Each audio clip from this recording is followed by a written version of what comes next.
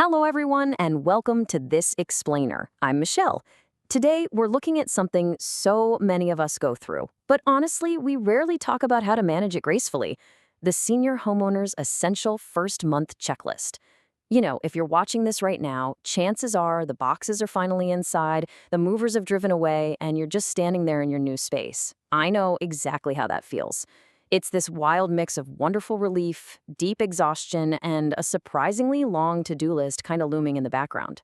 But hey, take a deep breath. We're going to walk through this together, step by step, just to make sure your transition is as smooth and stress-free as possible. All right, let's dive right in. First and foremost, you did it. The move is done and you are finally home. Really take a moment to genuinely celebrate that. Now, the first month in any new home, especially if you're downsizing or transitioning to a new lifestyle, well, it brings a wave of tasks. But I want to assure you right now, absolutely none of these steps are overly complicated. By breaking them down together, we're going to make that list entirely manageable. We're setting you up for a confident start so you can turn that towering pile of boxes into a comfortable, secure sanctuary.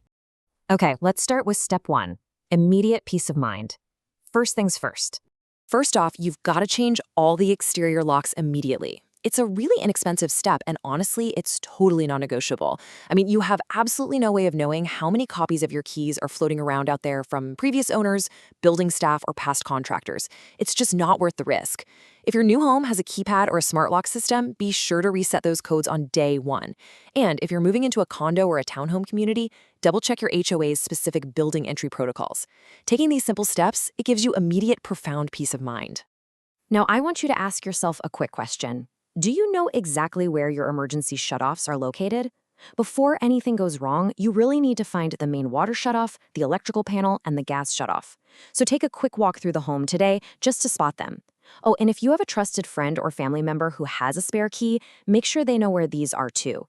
Trust me, finding these shutoffs before an emergency happens saves absolutely crucial minutes. Next up, we need to do some essential safety checks. Go ahead and test every smoke and carbon monoxide detector immediately. The Illinois State Fire Marshal actually recommends testing these monthly and replacing the batteries annually. And hey, if a detector is older than 10 years, just replace the whole unit. It's better to be safe. Also, take a walk through your home with fresh eyes to spot early fall hazards. Look for loose rugs, maybe poor lighting in the hallways, or a tricky step at the entrance. Finally, if your new home has a medical alert system or an intercom, get familiar with it this week, not next month. Moving right along to step 2, organizing your life logistics. It's time to update your details. When it comes to address updates, prioritizing is absolutely key. For seniors, this is way more than just telling friends where to send holiday cards. If you receive prescription medications by mail, updating that address is your absolute top priority.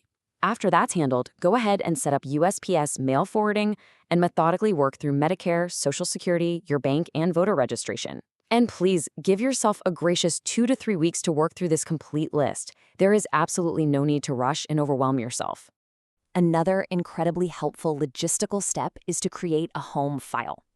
Now, this can be a physical folder or a digital one, whatever you're most comfortable with.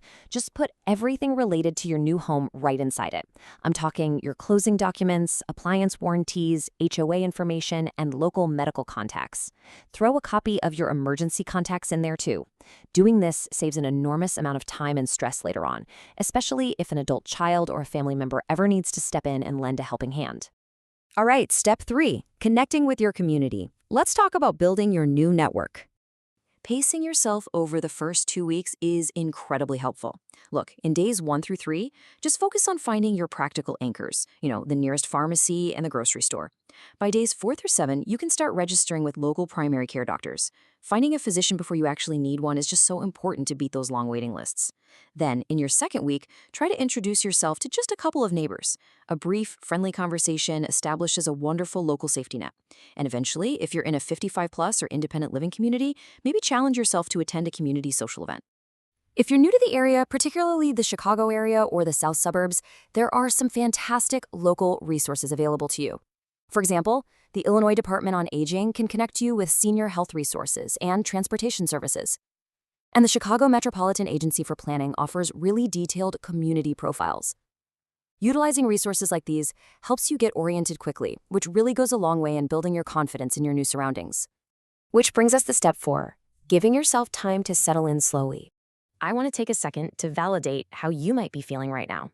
The American Psychological Association notes that moving ranks among life's most significant stressors. And importantly, the emotional impact is often much greater for older adults navigating these transitions. So if you're feeling overwhelmed, please know you are not alone. And you are definitely not imagining it. You may have just left a home you lived in for decades. Taking the time to process that transition isn't a delay in your moving process. It is a vital part of the journey. So please, give yourself permission to settle slowly.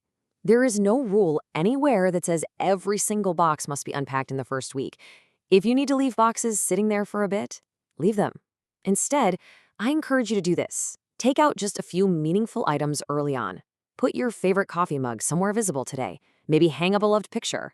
Let this space gently begin to feel like yours, completely without the pressure of having everything perfectly in its final position. Navigating all of this logistics and emotion is exactly why professionals like an SRES or Seniors Real Estate Specialist exist. As an SRES myself, my role goes far beyond just buying or selling a property. It's really about being a knowledgeable, supportive community advisor.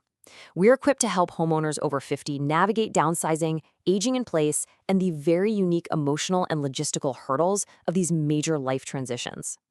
My ultimate goal is to ensure you feel informed, empowered, and totally peaceful in your new home at every stage. I'd love to invite you to explore my free Homeowners 50+ resource library. It's packed with guides on downsizing, financial planning, and senior living options, all available without any pressure whatsoever. You have made a beautiful, significant transition. Welcome home. But as we wrap up this explainer, I'll leave you with this to think about tonight.